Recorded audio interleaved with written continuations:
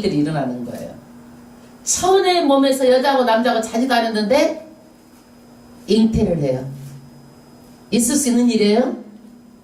절대로 있을 수 없는 일이죠. 그쵸? 그리고 스가랴와 엘리사벳이 늙어가지고 생리도 끊기고 남자의 기능도 없어요. 그러는데도 어때요? 아기를 가져요. 누구를 낳아요? 예수님보다 6개월 전에 세례 요한을 갖게 됩니다. 그래서 오늘 말씀은 하나님은 어떤 분이다? 전능하신 분으로 능치 못함이 없습니다. 여러분 누가복음을 통해서 믿음이 더욱더 강화되고 믿을 때 뭐가 일어나요? 반드시 기적이 일어납니다. 할렐루야. 누가복음의 저자는 누구일까요? 마태는 마태. 누가예요.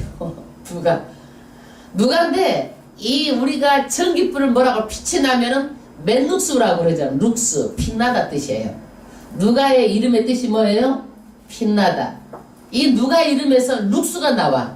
그래서 우리가 맨룩스라고 전깃불 막 이렇게 맨룩스 주세요 그러잖아요. 그거는 빛나다, 밝기를 말하는 거예요. 근데 이 누가는 이방인이에요.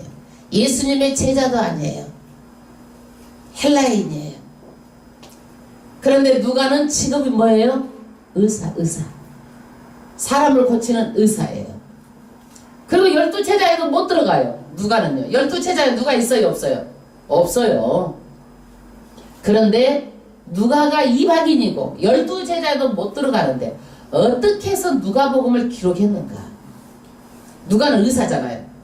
병 고치러 다니는데 소문을 듣자 하니까 예수가 말씀으로 고친다라고 소문을 들은 거예요. 그래서 궁금해서 이 누가 성격이요. 궁금하면 못 견딘가 봐. 가서 본 거예요. 그리고 자기는 약으로 고치고 자기는 의술로 고치는데 예수님은 말씀으로 고침으로 너무나 신기해서 예수님을 따라다니면서 많은 자료들을 어떻게 했다? 많은 자료들을 수집을 했어요. 할렐루야. 그런데 누가가 의사니까 얼마나 공부도 많이 하고 머리도 좋았겠어요. 그러니까 이 누가복음에 정말 뛰어나게 누가복음을 읽어도요 그림으로 그려질 정도로 세밀하고 또 그 다음에 범위가 굉장히 넓은 것을 함축성 있게 말하고 있어요.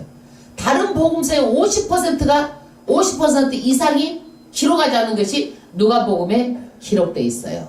할렐루야.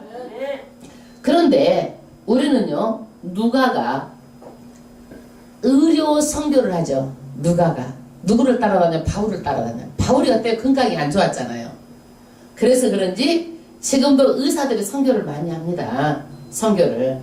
그래서 누가는 의사였지만 정말 영원히 자기 이름처럼 그런 빛나는 이름이 됐어요. 우리도 영원히 빛나는 그런 삶을 살아야 될 줄로 믿습니다. 그런데 사람은요 영원히 빛나게 사느냐 인생을 허비하며 사느냐 누구를 만나느냐에 달려있어요. 그리고 무슨 일을 하느냐에 달려있어요. 그래서 우리는 영원히 남을 만하게 누가처럼 그런 빛이 나는 인생으로 살아야 되는 것은 인생이 한 번밖에 없기 때문이에요. 그래서 한 시간도 가치 있는 시간에 내가 시간을 드리고 내 인생을 허비하면 안 돼요. 가장 가치 있는 일이 여러분은 뭐라고 생각하십니까? 저는 가장 가치 있는 일이 예수 믿는 일, 가장 가치 있는 일이 예배 드리는 일, 가장 가치 있는 일이 주의 일하는 것. 저는 이것에 결단을 했어요. 여러분도 가장 가치 있는 일이 뭐라고 생각하세요? 사업에서 돈 많이 버는 거? 건강해서 즐겁게 사는 거? 이거는 절대 진리가 아니에요. 이 세상 우리 인생이 끝나면 다 끝나는 거예요. 그거는요. 하나님을 인격적으로 만나도록 여러분들이 전도하고 어떠한 일과도 바꿀 수 없는 가장 가치 있는 일이 전도하는 일이에요. 가장 가치 있는 일이 선교하는 일이에요. 가장 가치 있는 일이 주의 일하는 거예요. 왜? 인생이 끝나도 영혼까지 빛나는 일이기 때문에 그래요. 그래서 전도하는 일은 그렇잖아요. 하나님께서 약속하셨어요. 전도할 때 내가 허다한 일을 옳은 대로 돌아오게 한다. 허다를 허물도 덮을 것이며 내가 새벽별처럼 영원히 빛나게 하리라 약속하셨어요. 그래서 우리는요, 이 시점에서 내가 어떤 일이 가장 가치 있는 일인가? 가치 있는 일을 찾아 나서야 돼요. 그래서 저는 이것이 가장 가치 있다고 생각하기 때문에 모든 것을 다 접고 주의 일을 선택하고, 나는 이보다 더 가치 있는 일이 있다고 그러면 이건 놔두고 그걸 찾아가요. 그러나 이보다 더 가치 있는 일이 아직까지는 내가 찾지 못했어요. 이것이 가장 가치 있는 일인 줄로 믿습니다. 그래서 저는 하나님의 말씀을 창세기부터 계시록까지 더하지도 말고 빼지도 말고 비틀어 짜지도 말고 강단에서 세상말 반 애화 또 유시간 척 안 하고 정말 하나님의 말씀을 가장 바르고 빠르게 하나님의 온 목적대로 한 점도 빼지 않고 설교하는 것이 제 목표예요. 이것은 말씀을 맡은 자가 당연히 성실하게 해야 되는 것은 당연하다고 생각해요. 할렐루야. 그래서 이 성경을 5년 이상이 걸려요. 창세기부터 계시록까지 제가 강단을 설교하더라도. 여러분, 내 인생에 이것을 몇 번이나 설교하겠어요. 창세기부터 계시록까지. 여러분은 매 주마다 수요일마다 나온다고 그래도 이 성경을 다 하는데 몇 년 걸리잖아요. 근데 수요 예배 빠지면 이것이 5년이 몇 년 걸려? 10년이 걸리고 6년이 12년 걸리는 거야. 이거 66권을 하려면. 그래 여러분도 성실하게 배우려고 수요 예배도 나오고 착실하게 주일도 나오고 착실하게 나와야 되는 거예요. 아멘. 그래서 누가는요, 바울이 소개를 하는데 어떤 사람이 있느냐? 사랑받는 누가라고 소개하는 거예요. 사랑받는 누가. 우리도 하나님 아버지 앞에 어때요? 사랑하는 데 따라, 사랑하는 데 하더라. 그 칭찬을 받을 만하게 살아야 될 줄로 믿습니다. 그리고 세상에서도 우리는요, 사랑을 받을 만하게 살아야 돼요. 그럼 어떻게 하면 사랑을 받을 만할까요? 일단은 내 일에 성실해야 돼요. 남의 짐이 되면 안 되는 거야. 여러분, 남의 짐이 되면 좋아하는 사람 있어요? 다 싫어해요. 예, 짐이 안 돼야 돼. 그리고 겸손해야 돼. 예의가 발라야 돼. 그러면 많은 사람들이 어때요? 사랑을 하게 돼 있어요. 그러나 뻣뻣해가지고 교만해가지고 갑질 행세나 하고 숙일 줄 모르고 그러면 좋아해 안 좋아해? 안 좋아하죠. 그래서 우리는 이것을 통해서 우리가 배울 게 너무나 많다라는 거예요. 그런데 이 누가복음 누구한테 보내는가? 편지를 받는 사람이 있잖아요. 데오빌로 카카. 데오빌로는 어떤 사람인가? 하나님을 사랑하는 자, 그 이름이 하나님을 사랑한 자예요. 데오빌로가 하나님을 사랑한 자, 데오빌로에게 보내는 거예요. 이 누가복음의 기록 목적은 뭐예요? 이미 배운 것이 더 확실하게, 더 확증하기 위해서 이 누가복음을 쓴 거예요. 우리가 예수를 믿고 구원을 받는 것을 알잖아요. 알아요? 몰라요? 그런데 이것을 더 확증하게, 더 확실하게 증명하기 위해서 이 누가복음을 기록했다는 얘기예요. 우리도 이 누가복음을 통해서 내가 정말 잘 믿고 있는지 못 믿고 있는지 이 누가복음을 통해서 확실하게 그런 확증이 되기를 바랍니다. 그리고 누가복음은요, 어느 정도로 광범위하냐면요, 예수님의 탄생부터 시작하는 거예요. 그런데 그 탄생이 어떻게 그 과정이 되는지 아주 근본 뿌리부터 파는 거예요. 근본 뿌리부터. 그래가지고 어디까지? 이 마태, 마가, 요한복음에 없는 예수님의 승천까지 기록하는 거예요. 예수님의 승천까지 그렇게 넓게 승천까지 다루고 있어요. 누가는요, 이 누가복음만 쓴 것이 아니라 사도행전도 썼어요. 그래서 성경 66권 중에 다 유대인이 썼는데 2권만 이방인 누가가 썼어요. 64권 누가 썼어요? 다 유대인이에요. 2권은 누구예요? 2권은 누가예요. 누가복음하고 사도행전하고. 그래서 누가복음은 언제 기록했느냐? 1세기 말로 이제 우리가 추적을 합니다. 근데 누가복음의 1장의 내용을 이해하기 위해서는요, 말라기부터 시작해야 이해가 돼요. 말라기서부터. 말라기는 누구인가요? 누구예요, 말라기는? 제일 끝에 있으니까 말라기야? 말라기는 선지자 이름, 사람 이름이에요. 선지자 이름이에요. 사람 이름이에요. 구약에는요 하나님께서 누구를 통해서 말해요? 선지자를 통해서 하나님의 뜻을 말합니다. 선지자를. 그런데 하나님의 백성은 이스라엘 백성이에요. 근데 이스라엘 백성이 하나님 말을 잘 들어 안 들어? 잘 안 들어. 시간만 있으면 우상을 숭배하고 시간만 있으면 하나님을 멀리하고 잘 안 듣는 거예요.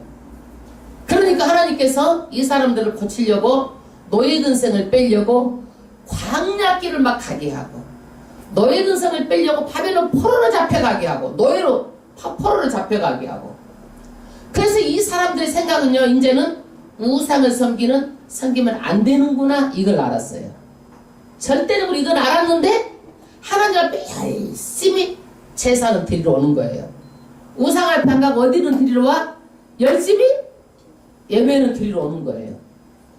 열심히 예배를 드리러 오는데 재물을 뭘 가지고 와? 눈멀고 졸고 의식적 형식적으로 하나님께 뭐예요? 재물을 가지고 오는 거예요. 여러분 오늘날도 의식적으로 형식적으로 절대적으로 제사를 드리면 안 된다는 얘기예요. 하나님께서 뭐라고 말해요? 내가 이 기름에도 신물이 났다라는 거예요. 재물을 가지고 오지 말라는 거예요. 너희가 마음에도 없는 재물을 가지고 와가지고 내가 이거 신물이 났다라는 거예요. 그래서 형식적으로 드린 예배를 형식적으로 드린 제사를 이스라엘 백성들 책망하는 것이 말라기 선지자를 통해서 말하는 거예요. 그런데 이 경고를 듣고도 이스라엘 백성이 말을 들으면 되는데 무시해 또. 그것도 무시하는 거예요. 그러니까 하나님께서 400년 동안 얼굴을 숨기시고 침묵하시는 거예요. 그래서 신약하고 구약하고 중간에는 뭐가 있어요? 400년이라는 공백이 있어요. 400년. 이것이 신구약, 신학적인 용어로 신구약 중간사라고 그래요. 신구약. 그런데 400년을 깨고 누구를 보여요? 하나님께서 오늘 세례 요한을 보내는 거예요. 누구를 보내요? 세례 요한. 왜 세례 요한을 보내요? 앞으로 왕이 나올 텐데 왕의 길을 미리 준비하라고 나오는 거예요. 세례 요한이. 세례 요한의 사역은 뭐예요? 예수를 미리 와서 증거하는 것이 세례 요한의 사명이에요. 그런데 사가랴와 엘리사벳이라는 가정에 아기를 못 낳았어. 늙도록 아기를 못 낳았어. 이 사람들은 평생 기도를 했었어. 못 낳은 거예요. 그런데 천사 가브리엘 천사가 와서 아기를 낳는다. 여러분 여태까지도 아기를 못 낳는데 늙어서 여자의 구실도 못하고 남자의 구실도 못하는데 아기를 낳는다. 이거 말이 돼요? 안 되잖아요. 근데 하나님은 어때요? 하나님은 전능하신 분이에요.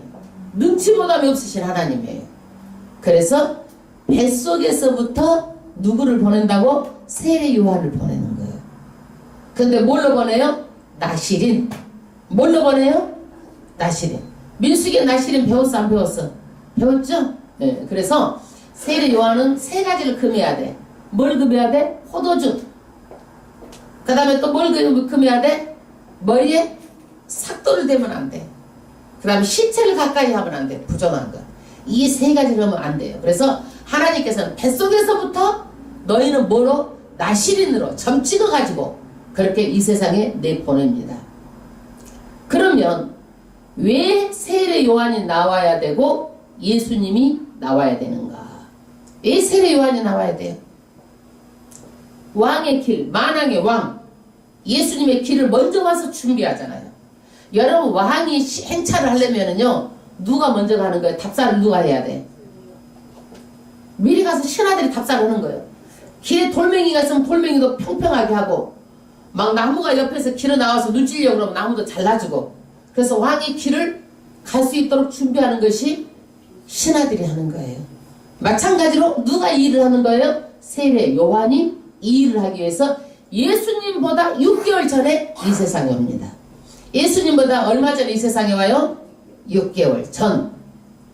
지금 그래서 오늘은요 누가 세례 요한이 나오고 그 다음에 누가 탄생하고 마리아를 통해서 예수가 성령으로 잉태되고 이 두 가지. 그 다음에 너무너무나 이것이 감사해가지고 마리아가 하나님을 찬양하는 거예요. 마리아의 노래가 나와요. 그리고 사가랴가 세례 요한을 낳고 나서 사가랴가 찬양하는 거예요. 사가랴가. 오늘 1장의 전체적인 내용인데 80절까지 있어. 길어요, 길어. 80절까지. 그럼 1절부터 합독하면서 빨리빨리 나가겠습니다. 우리 중에 이루어진 사실에 대하여. 할렐루야. 이거는 뭐냐? 예수님이 하시는 일이 정말 사실이다 이거예요. 사실. 아주 정말 이것은 일어났었던 일들이 어떤 거다? 실제다. 사실이다. 이 사실에 대해서 내가 말하겠다라는 얘기예요. 사실에 대해서. 2절 합독하겠습니다. 처음부터 말씀의 목격자 되고 일꾼된 자들이 전하여 준 그대로 내력을 저술하고 붓을 든 사람이 많은지라. 예수님께서 승천하시고 나서요, 목격자가 많았어요. 그 당시에. 또 사도들, 예수님 따라다니면서 일하던 일꾼들이 있었어요. 이러는 것들이 늘 어떻게 해요? 막 입으로 전해졌어요. 입으로 전해진 것을 글로 쓰려고 하는 사람들이 많이 있었다는 얘기예요. 많이 있었다. 그런데 누가도 예수님과 같이 가르침을 받은 사람이 아니고 사도도 아니지만 자세하게 이것을 조사하고 자세하게 자료를 모으고 살폈다라는 거예요. 3절에. 3절 합독하겠습니다. 그 모든 일을 근원부터 자세히 미루어 살핀 나도. 그래서 예수님이 하신 일들은요, 아주 근원, 뿌리부터 팠다라는 얘기예요. 여러분, 의사들은요, 병을 고치려면 그래요. 이 병이 어디서 왔는가? 이 병을 어떻게 고치는가? 많은 생각을 하는 사람들이 의사들이야. 파는 사람들이에요. 저도 좀 그런 기질이 있어. 그건 내가 목사를 안 했다면 저는 정말 그 일을 했어야 맞는 사람이야. 예, 그건. 왜? 그 파는 기질이 있어. 어디서 왔으면 어떻게 해서 어떻게 해야 되는 건가? 늘 이런 사고를 가지고 있어요. 그런데 이 누가도 어때요? 근원부터 자세히 뿌리부터 이렇게 파서 갔다는 얘기예요. 그 다음에 데오빌로 각하에게 차례대로 써 보내는 것이 좋은 줄 아노니. 이 편지를 받는 사람이 누구예요? 데오빌로 각하. 우리도 옛날에 아주 높은 사람을 지칭할 때는 뭐예요? 각하 그랬잖아요. 각하. 그러니까 아주 이 사람도 대단한 그런 사람인 것 같아요. 그런데 조사에서 자기가 잘 이렇게 살펴가지고 순서대로 이것을 써서 보낸다는 거. 순서대로 기록했다. 근데 기록한 목적이 4절에 나와요. 이는 각하로 그 배운 바의 확실함을 알게 하려 함이로다. 이 데오빌로라는 사람이요, 이 예수에 대해서 다 알았어요. 그런데 더 확실하게 알게 하려고 이 누가복음을 기록해서 순서대로 써서 보낸다라는 얘기예요. 저와 여러분에게 이 말씀이 정말 더욱더 믿음을 확실하게 굳게 더욱더 강화시켜줄 줄로 믿습니다. 저는 이 말에 동의해요. 그 다음에 5절. 언제 이 일이 일어났는가? 세례 요한이 태어나고 예수님이 성령으로 잉태된 사건이 언제인가? 5절 말하고 있어요. 유대 왕 헤롯 때. 여러분, 세례 요한의 탄생 그 시기는 언제예요? 헤롯 왕 때예요. 유대의 헤롯 왕이 다스리는 때. 그 다음 절. 아비야의 반열에 제사장 하나가 있었으니. 여러분, 이 아비야 반열이면요, 이 다윗왕 때는요, 성전에서 직무를 맡은 레위인들, 레위인이 어디서 일해요? 성전에서 일하잖아요. 레위인이 어디서 일을 해? 성전에서 일하죠. 그런데 24,000명을 뽑아가지고 1년에 매일같이 15일씩 24반열을 나눈 거야. 봉사하도록 나눈 거야. 우리도 그랬잖아요. 무엇을 하면은 교회에서 식사당번도 주일마다 이러잖아요. 기도당번도 다 이렇게 하잖아요. 그러듯이 여기도 어떻게 해서 24반열로 나누었어. 24,000명. 그렇게 해가지고 그 한 반열이 15일 동안을 성전에서 직무를 합니다. 그런데 이 누구 헤롯 왕 때 아비야 반열의 제사장 하나가 누구냐? 사가랴라는 사람이야. 사가랴가 몇 번째 반열이냐면 8번째 반열이에요. 8번째 반열. 그런데 이 사가랴요, 아내는 아론의 자손이니 이름은 엘리사벳이라. 그래서 남편은 누구야? 사가랴. 아내는 누구예요? 엘리사벳. 그러니까 두 사람 다 누구 자손이에요? 아론 자손이에요. 그러니까 끼리끼리 결혼한 거야. 끼리끼리 결혼한 거예요. 6절.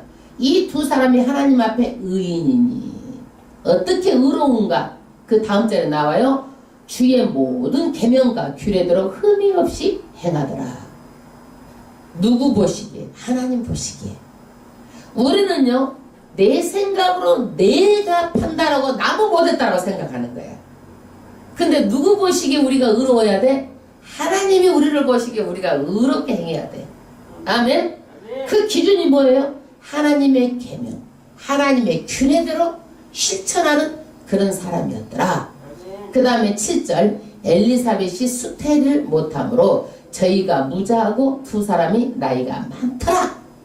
엘리사벳하고 스가랴 이 부부가 평생 하나님 아버지 앞에 어땠어요? 기도했을 거예요. 아기를 갖게 해달라고. 왜? 이 유대인들은 여자가 아기를 못 낳으면 어떻게 돼요? 아주 수치스럽게 여기고 저주받은 사람으로 간주를 했어요. 그러니까 이 엘리사벳의 여자 고통이 얼마나 심했겠어요. 아마 밖에도 못 나가고 손가락질 할까봐. 또 남편에게 버림을 받아도 말할 수가 없어요. 우리나라 옛날에 여자가 아기를 못 낳으면 칠거지 아기라고 그래가지고 쫓아도 내기도 하고 또 작은 말 하나 들어서 집에서 같이 살기도 하고 그랬잖아요. 그래도 아기를 못 낳는 채로 말을 못해. 큰 마누라가. 우리 때 우리는 봤어요. 그런 집들을 봤어요. 그런데 여기에서 무자하고 두 사람은 나이가 많더라.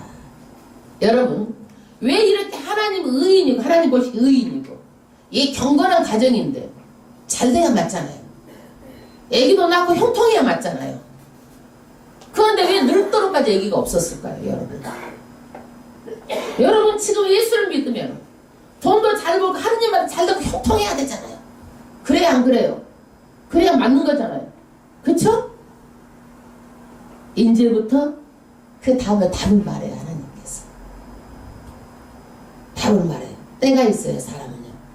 누구 때에? 하나님의 때에. 하나님이 일하시는 거예요.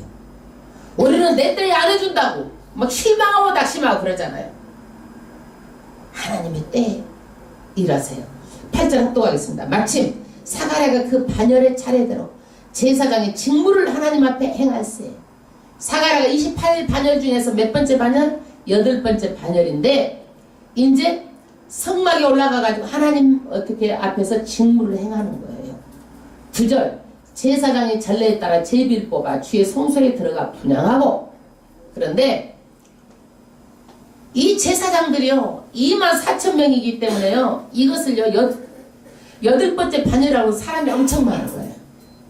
그러니까 다 일을 어떻게 제비 뽑아서 일을 하는 거야. 누구는 뭔 청소하고 누구는 무엇을 하고 누구는 분향단에다가 분향을 드리고 이렇게 뭘 하는 거예요? 제비 뽑아서 일을 하는 거야. 제비 뽑아서 일 안 하면 어떻게 또 아이고 불공평하다고 저 사람은 맨 분향단에 가서 저렇게 쉬운 일만 한다고 불편한 사람 있겠어 없겠어? 있겠죠. 그러니까 이때도 제비를 뽑아 일을 하는 거야. 근데 제비를 뽑는데 이 스가랴가 뭘 하는 일을 뽑았어? 분향단에다가 분향을 드리는 일을 뽑았어요. 가장 영광스러운 일이에요. 이것은요.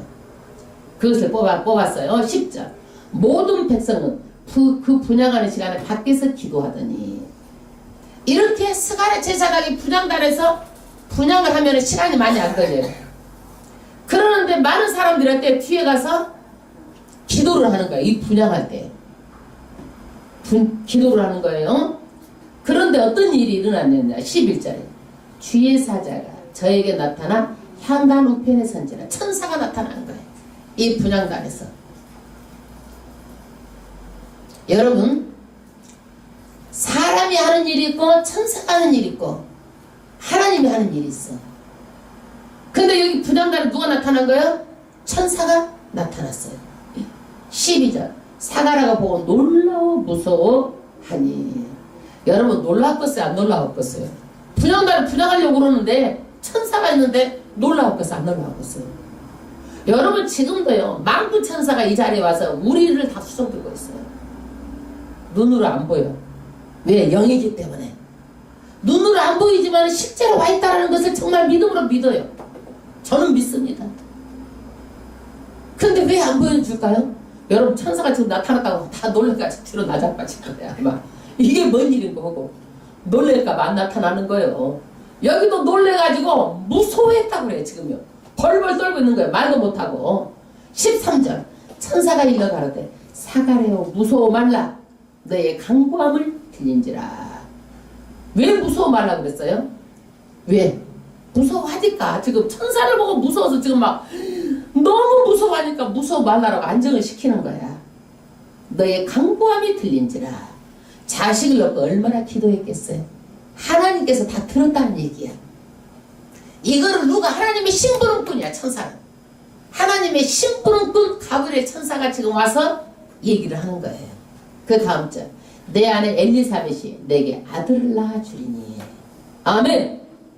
세상에 여태까지 평생을 기도했는데 지금 자식을 낳아준다라는 거예요.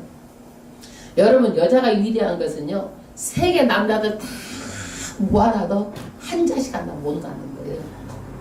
천군 천사 만만 천사가 다 와도 한 자식 하나 못 낳는 거예요. 그 일을 누가 하는 거예요? 여자가 하는 거예요. 여자가 그렇게 위대한 거예요. 아멘? 예, 위대한 거예요. 그런데 여기서 어때요?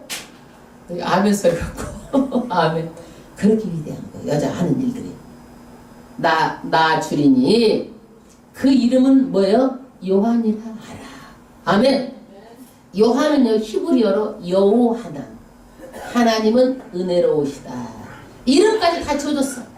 아직 애기가 되지도 않았어. 그런데 성막에서 지금 분향단 앞에서 천사가 나타나가지고 애기를 지금 가지도 않은데 앞으로 애기를 낳는다. 그러고 나면 이름을 누구로? 요한으로 지어라. 이름까지 가르쳐줬어. 여러분 요한이 세례 요한도 있고 어떤 요한도 있어? 사도 요한도 있잖아요. 근데 여기서는 또 어떤 요한을 말하고 있어요? 세례 요한을 말하고 있어요. 지금 세례 요한. 예? 그 다음에 14절 너도 기뻐하고 즐거워할 것이야. 많은 사람도 그의 남을 기뻐하리니 이는 자가 주 앞에 큰 자가 되면 세상에 아기를 낳는 것도 기쁘고 여태까지 아기를 못 낳다가 나니까 얼마나 다른 사람도 기쁘고 그러는데 이 사람이 어떤 사람인데 보통 사람도 아니고 큰 사람이 될 거라는 거예요. 큰 사람. 위대한 사람이 될 거라고 말하고 있어요. 그 다음에 포도주나 소주를 마시지 아니하면 모태로부터 성령의 충만함을 입어. 포도주 마시지 말라는 거야. 왜 그래요? 하나님께서부터 하도 사람들이 그냥 어때? 타락하니까 뱃속에다부터 점 찍어가지고 이 사람은 하나님께 택해가지고 하나님의 일을 하라고 뱃속에서부터 나시린으로 점 찍어가지고 이제 보낸다라는 얘기예요. 나시린 16절 이스라엘 자손을 주 곧 저희 하나님께로 많이 돌아오게 하겠음이니라. 아멘. 이스라엘 자손을 하나님께로 많이 돌아오게 한 자가 누구예요? 세례 요한이에요. 어떻게 돌아오느냐 17절 자가 엘리야의 10년간 능력으로. 누가 능력을 줘요? 하나님께서 능력을 줘요. 엘리야처럼. 엘리야가 어떤 사람이에요? 정말 하늘에 불이 내려오게 하는 그런 능력자였잖아요. 그러듯이 하나님의 능력으로 그 다음에 주 예수 앞서가서 예수보다 몇 개월 앞서갔다고 얘기했어요? 몇 개월? 몇 개월? 세례 요한이 몇 개월 앞서갔어? 6개월. 6개월 앞서가서 아비의 마음을 자식에게 거스리는 자를 의인의 슬기에 돌아오게 하고 돌아오게 하는 일을 하겠다는 얘기예요. 돌아오게 하겠다. 주를 위하여 세운 백성을 예비하리라.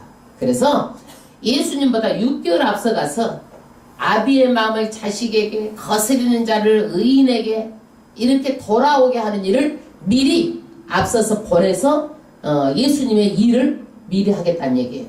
18절 합독하겠습니다. 사가랴가 천사에게 이르되 내가 이것을 어떻게 하리요?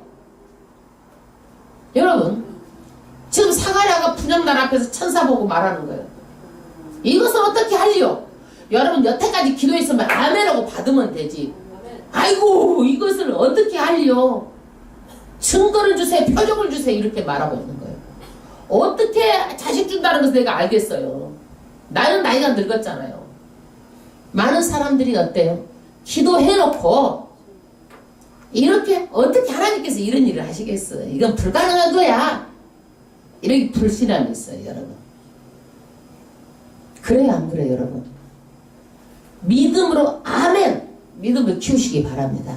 아멘. 믿음은 바라는 것들이 실상. 먼저 바라는 거야. 그리고 나중에 실상으로 다 형상으로 나타나는 거예요. 부자가 되기를 원합니까? 부자를 바라보시는 거야. 건강을 하기를 원합니까? 건강을 바라보는 거예요. 바라보는 거예요. 바라보는 거예요. 이 사람은 뭘 바라봤어요? 평생 아기를 봤어요. 그리고 아기 낳는 걸 기도했어요.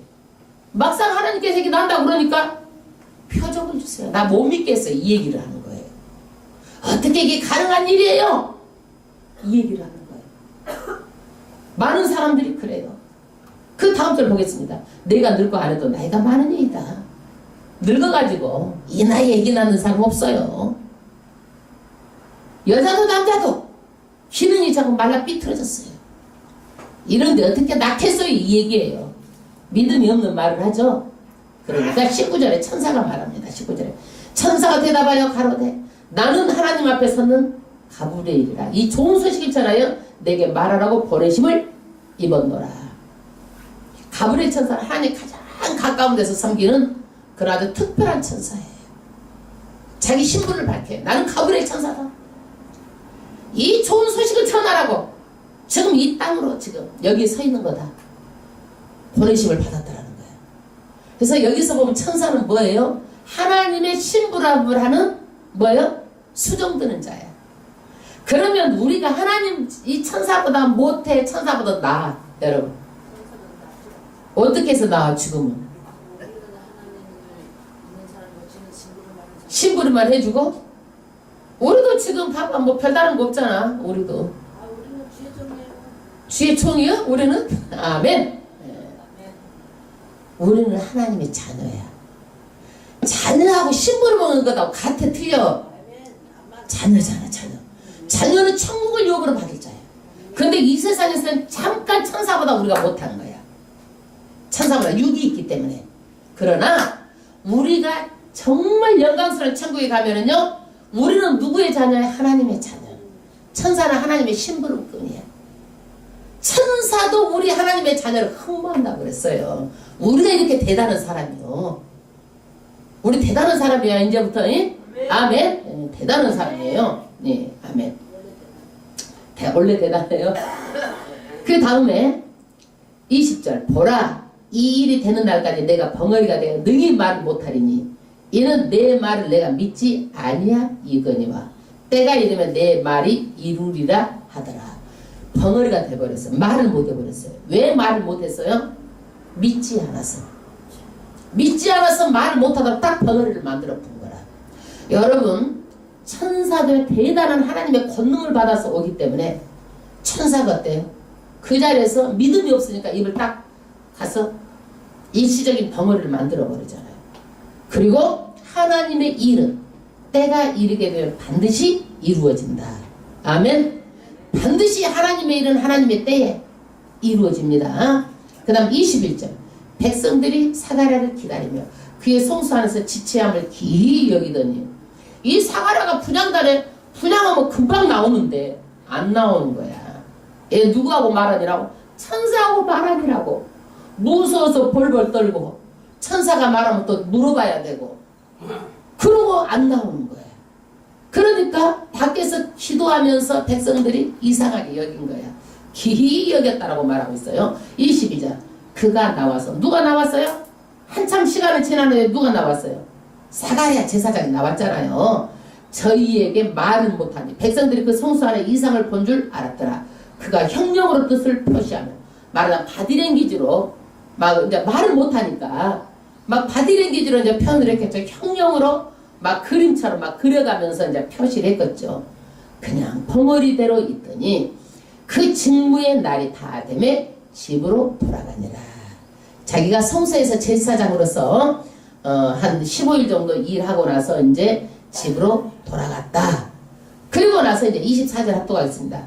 이후에 그 안에 엘리사벳이 수태하고 5달 동안 숨어 있으며 가로되 주께서 나를 돌아보시는 날에 인간의 부끄러움을 없게 하시려고 이렇게 행하심이라 하더라.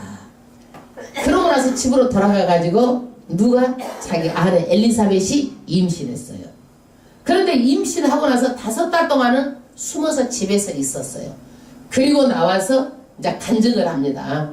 어떻게? 하나님이 내 부끄러움을 얻게 하려고 이렇게 나에게 아기를 주었습니다. 라고 간증을 합니다.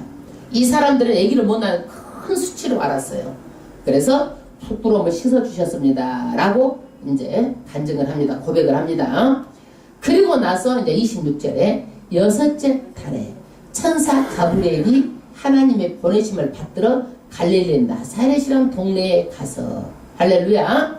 이제는 가브리엘이 누구에게 사가랴에게 나타났더니 이제는 어디로 가는 거예요? 나사렛 동네. 누구에게 가는 것 같아요?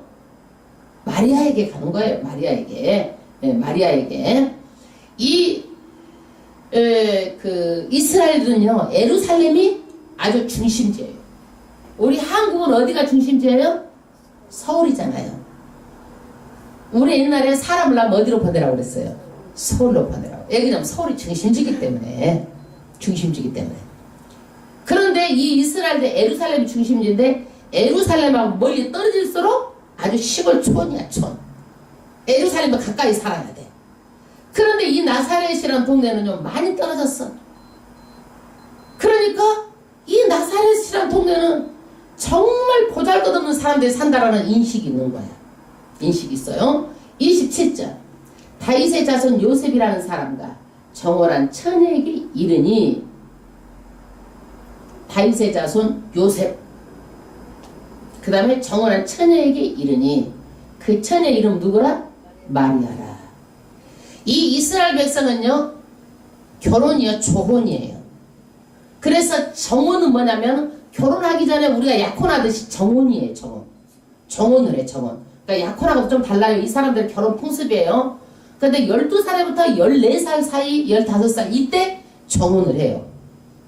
그리고 나서 조혼 빨리 결혼을 해. 이 사람들도 빨리 결혼을 하는데 요셉하고 누구하고 정혼을 했어요? 마리아하고 결혼 약속을 했어. 약속을.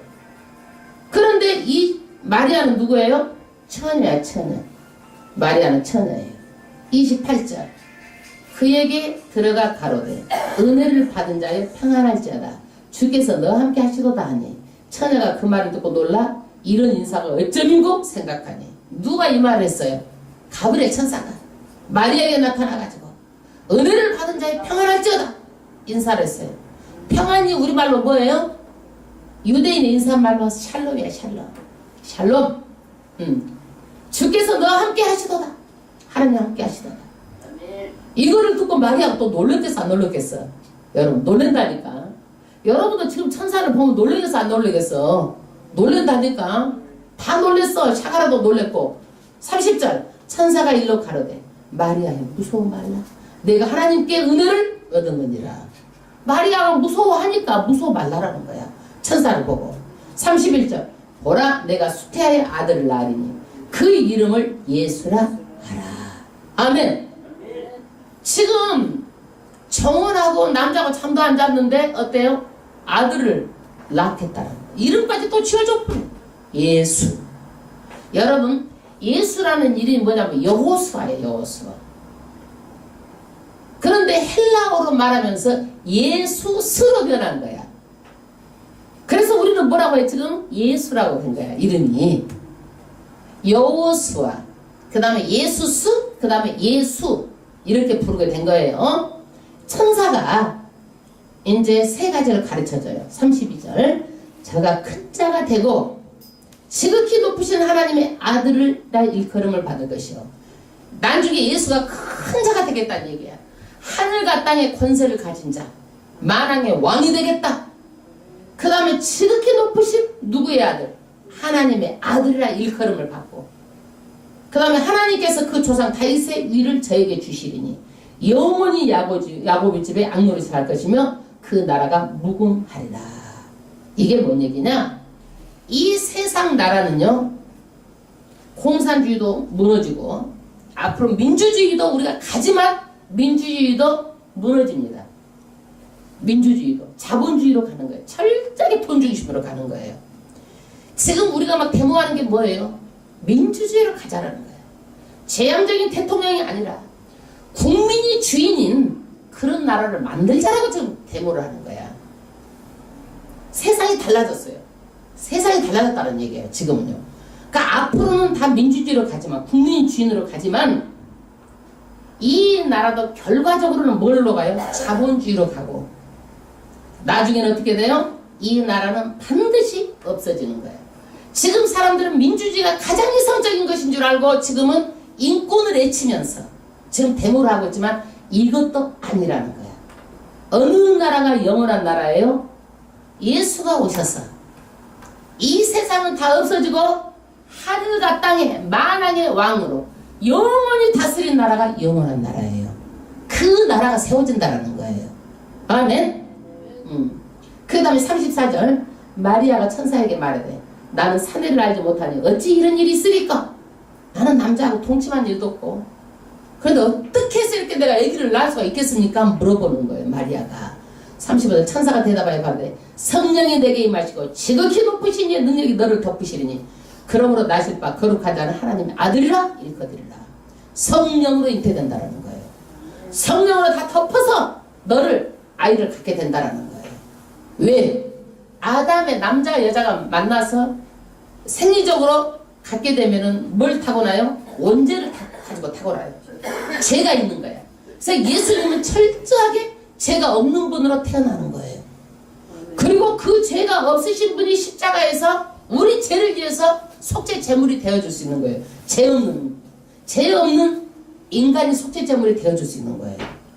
그래서 이 세상에서 죄 있는 인간 전부 다 이 세상은 죄인이에요. 죄인 아닌 사람이 한 명도 없다고 말하고 있어요. 모두 다 죄인이에요.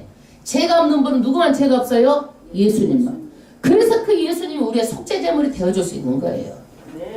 그 다음에 36절, 보라 내 친족의 엘리사벳도 늙어서 아들이 배웠느니라. 본래 수태지 못하다 하던 이가 이미 6달이 되었나니. 친족이라고 그러니까 마리아하고 가까운 이런 친족인가 봐. 아이 엘리사벳도 늙어서 아들을 못 낳는다고 했는데 지금 벌써 6개월 됐어. 천사가 이렇게 마리아한테 얘기를 해주는 거예요. 37절, 대저 하나님의 모든 말씀은 능치 못함이 없느니라. 천사가 그래요. 하나님의 말씀은 능치 못함이 없다. 애기 못 낳는 사람은 태의 문을 열면 하나님께서 하면 열리고, 네가 지금 남자를 알지 못하지만 성령으로 아이를 갖게 할 수도 있고, 이 천지를 만드신 하나님은 능치 못함이 없다라는 거야. 아멘. 믿으시니까? 하나님은 능치 못함이 없으신 하나님이에요. 38절, 마리아가 가로되 주의 계집종이 아닌 말씀대로 내게 이루어지리이다 하매.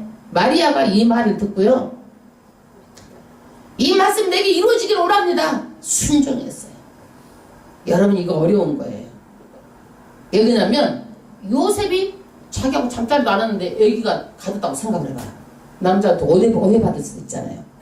그리고 이때는요, 여자가 간음을 하면은요, 어떻게 돼요? 돌로 쳐서 죽을 수도 있어요. 그러는데 마리아는요, 하나님께서 하신다는 이 천사의 말을 듣고 그대로 순종을 했습니다. 아멘.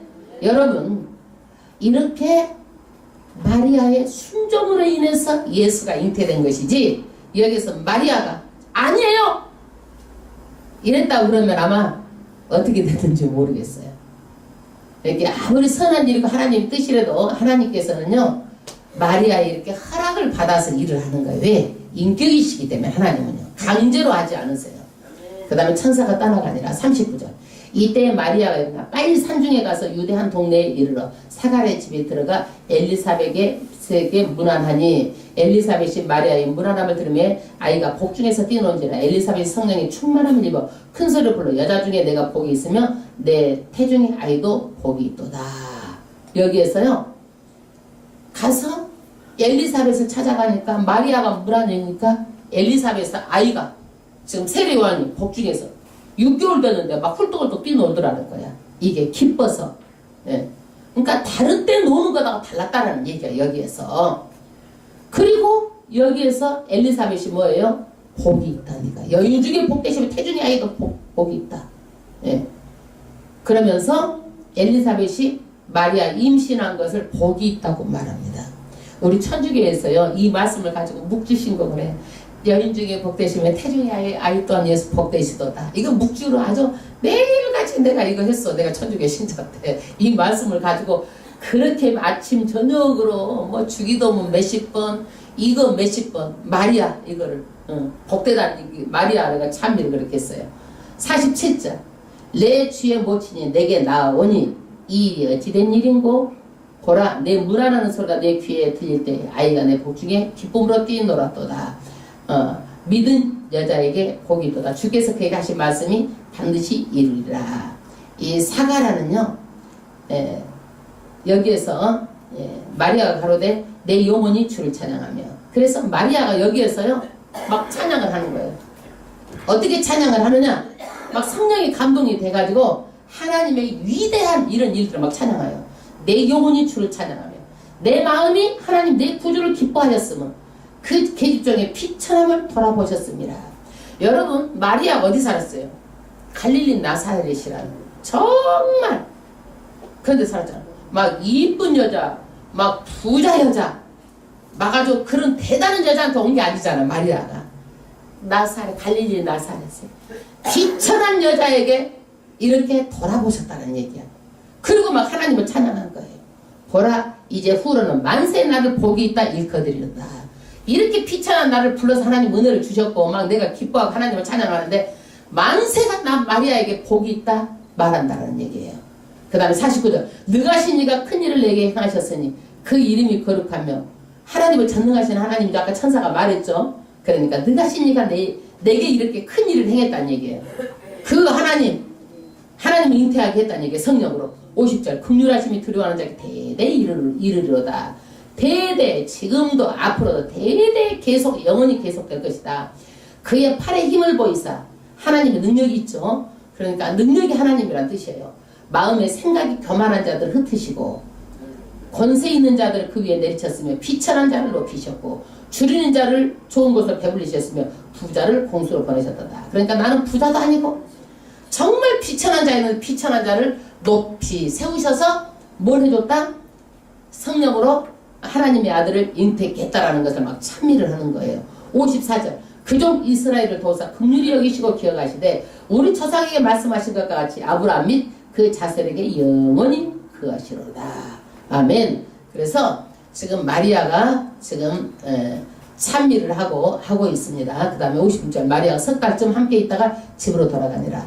마리아가 여기에서 성령으로 잉태돼가지고 누구하라? 엘리사벳의 집에 석 달쯤 있다가 자기 집으로 돌아갑니다. 57절 엘리사벳이 해산하게 한 차서 아들을 낳음에 이웃과 친족이 주께서 저를 긍휼히 여기심을 듣고 함께 즐거워하더라. 누가 이제 낳았어요? 세례 요한이 드디어 태어난 거예요.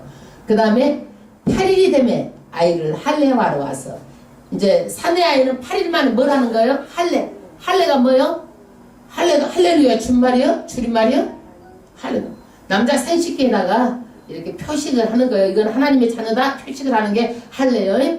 이제 8일 만에 할례 와서 그 부친의 이름을 따라 사가랴를 하고자 하더니 그 모친이 대답하여 가로되 요한이라 할 것이라 하며 저희가 가로되 내 친족 중에 그 이름으로 이름이 하니가 없다니. 할렐루야. 이제 유대인들은요 자기 아버지 이름을 따서 이름을 지어요. 그러니까 아버지 이름을 따서 사가랴를 하자. 그러니까 안 된다 하고 딱 하는 거예요.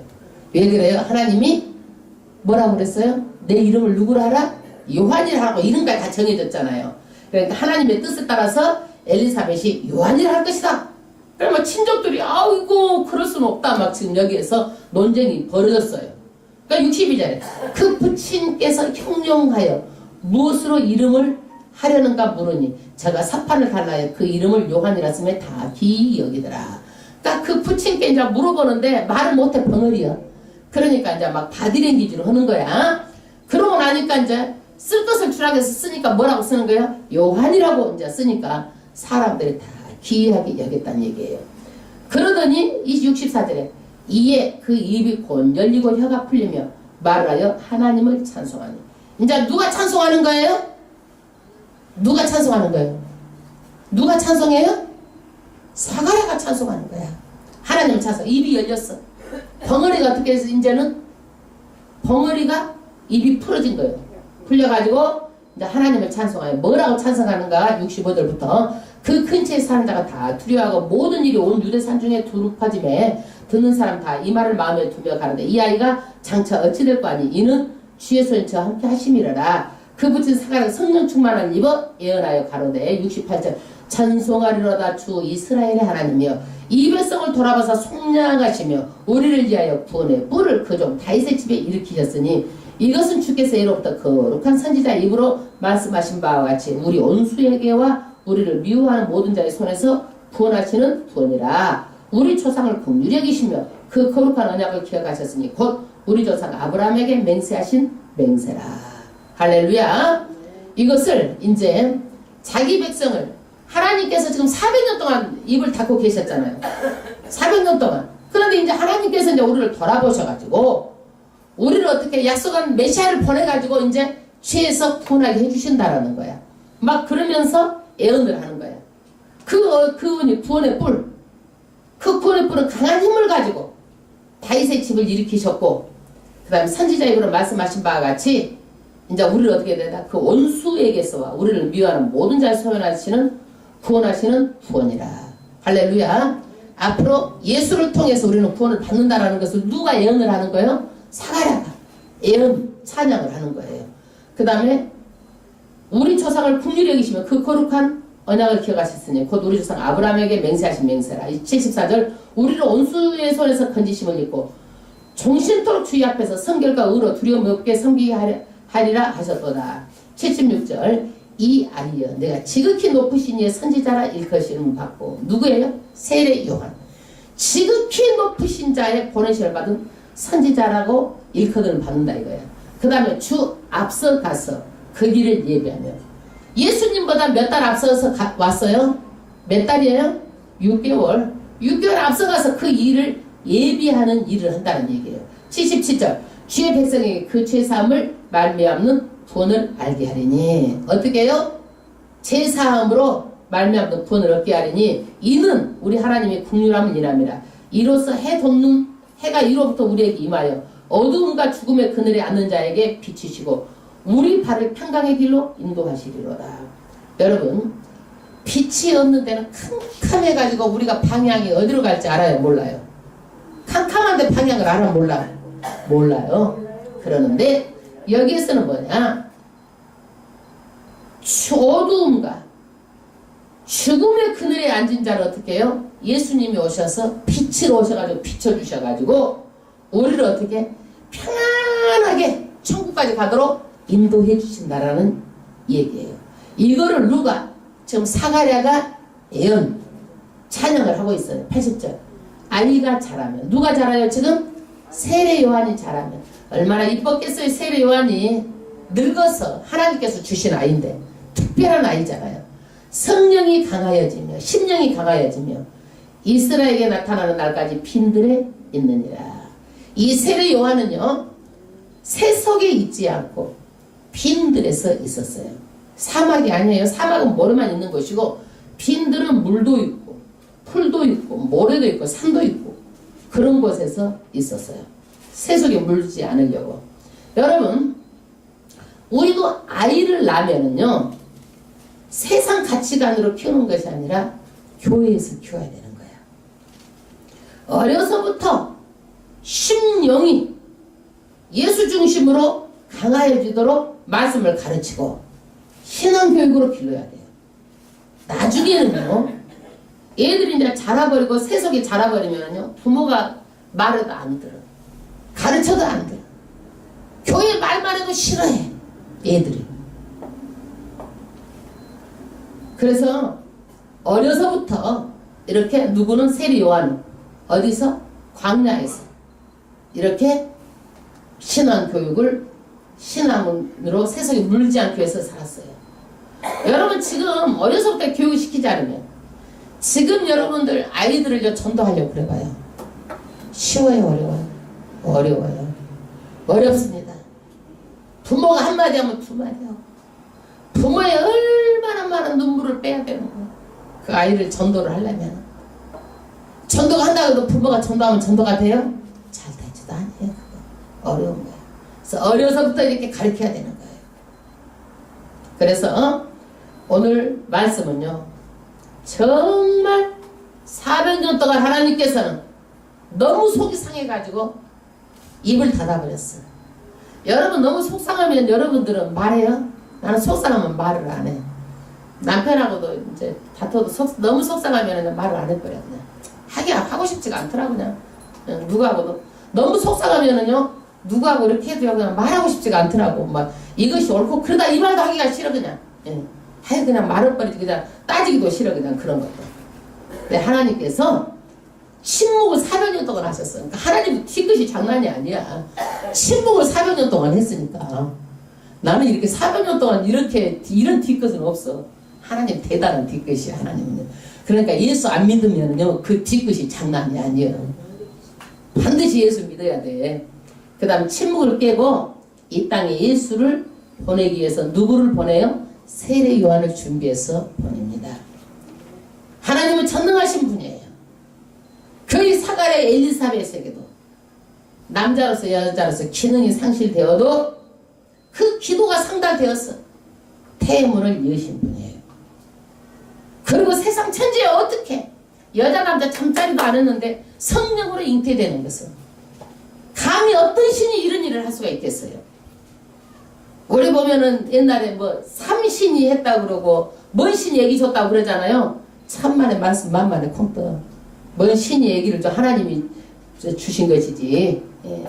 그래서 우리는요, 성령으로 잉태된 것을 믿는 것이 쉬운 일이 아니에요.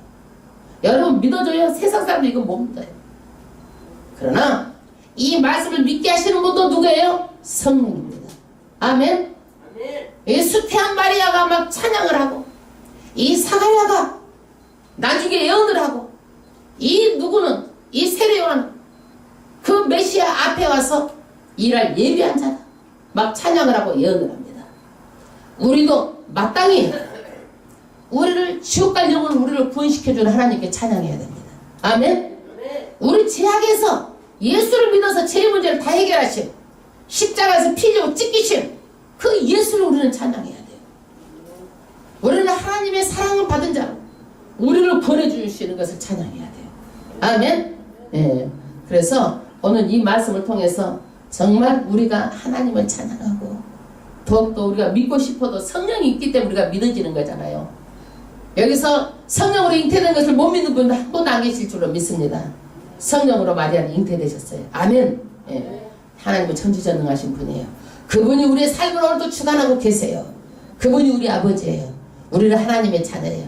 천국에도 하나님의 유업을 받을 자예요. 대단한 분이에요. 우리가 그 하나님을 찬양하겠습니다.